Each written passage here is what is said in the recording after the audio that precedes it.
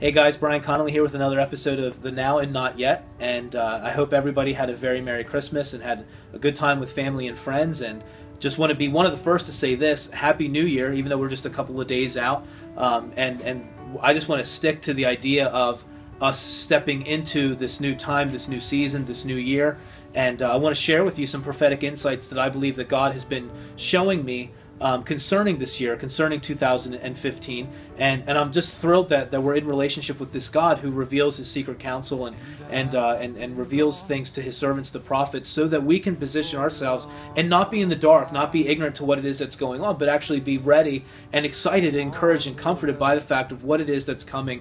And man, I'm just telling you, I'm excited for what it is. I'm already starting to see it in my own life. Some of you guys, as I read what it is I'm about to share with you here, some of you are going to be like, man, I heard that kind of stuff when Brian was sharing in his previous videos, stuff about families, stuff about restoration. And what it is I want to read to you is actually a word that I released to my church, Praise Community Church, on December 7th. It was a Sunday morning.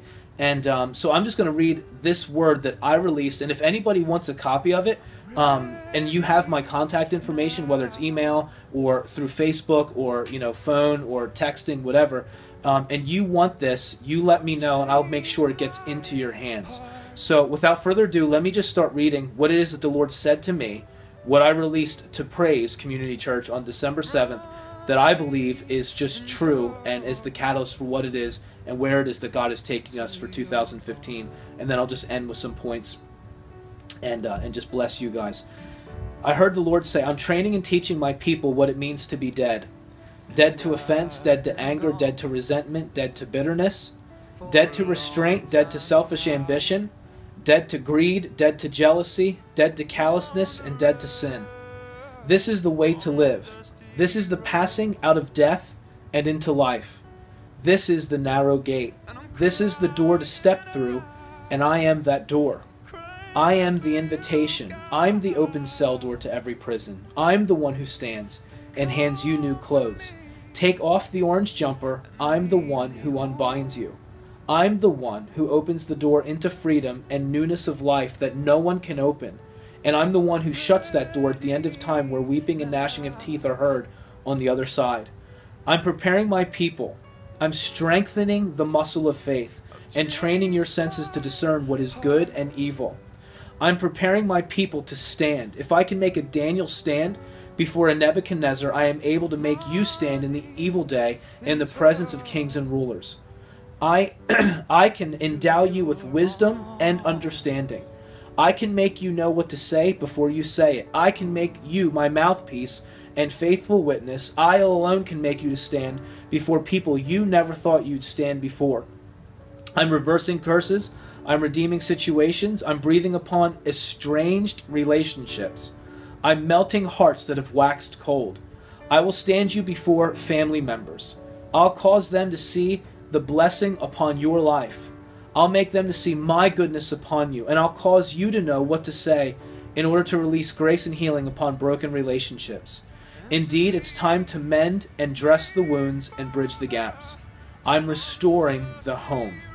I'm wanting to do there what I'm preparing to do through you everywhere you go.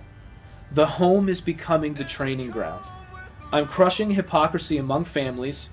No more stumbling blocks. Holiness will be felt and experienced again within the house. You've been sanctified for this purpose. I'm raising up a people, my people, who are so dead to themselves that they can become the servant of all. It's time for this to begin in the home and among yourselves. I see the brokenness, I see the destruction, and I'm asking you to grab a hold of the rubble and begin to rebuild.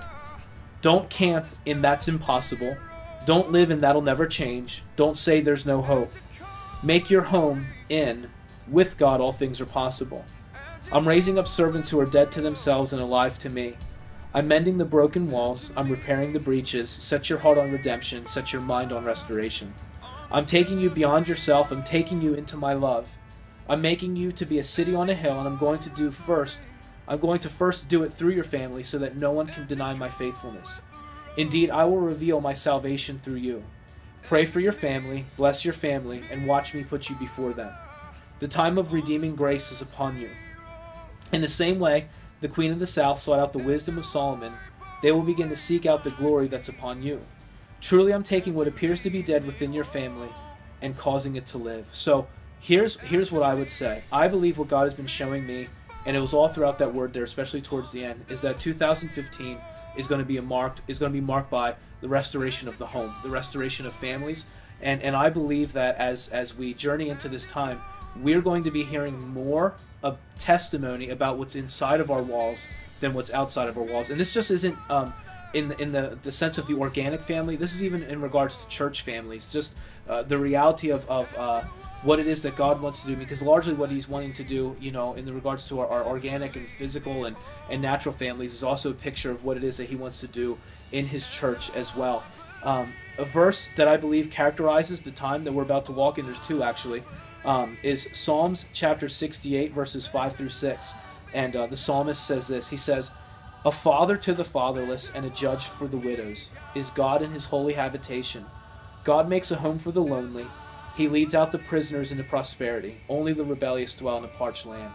And I love that phrase, God makes a home for the lonely. And I also love the fact that part of the ministry of John the Baptist, a large part of it, was this idea of restoring the hearts of children back to the fathers to the children. And I just believe we're in for a major move, guys, where we're going to see prodigals come home, where we're going to see the light come on in people's houses, where prayers that you've prayed are going to be answered for loved ones, and the salvation of God. We're going to see the salvation of homes, and just like it was in Cornelius' day, just like it was in Acts chapter 10 when Peter came to Cornelius' house and Cornelius' whole house was saved. And I also just want to end with this, the idea that God wants to restore the brokenness. Nehemiah chapter 4 verse 14, Nehemiah, I love this, he makes the restoration of Jerusalem a family affair. And I just want you to know that your family and your loved ones are worth fighting for. And this is what Nehemiah said by way of encouragement to the people that were hearing taunts from these different people like Sanballat and these different guys that were criticizing the work that they were doing, because God wants to restore the gates, restore the walls of what's been broken in your life and what's been broken in your family. And this is what Nehemiah's encouragement was to the people as their hearts were failing. All right, he says, "When I saw their fear, I rose and spoke to the nobles, the officials, and the rest of the people. Do not be afraid of them. Remember the Lord who is great and awesome." That's really important in this time. "And fight for your brothers, your sons, your daughters, your wives, and your houses." And I just want you to know, guys, God is doing that in a major way. I'm so excited for 2015. I've seen so much in this last few months myself, what it is that God is doing personally in my family. You know what? My hands have had to get dirty, and I've had to really commit to some things. And I want you to know it's worth the effort. Yes, there are battles that God fights for us, and then there are times where he invites us to get involved. And even Nehemiah said, the things that God's put in my heart, I didn't reveal to people until I set myself on to do the work of the Lord. So get ready to see God break through in your families in incredible ways this 2015. Love you, bless you, and I will see you next week.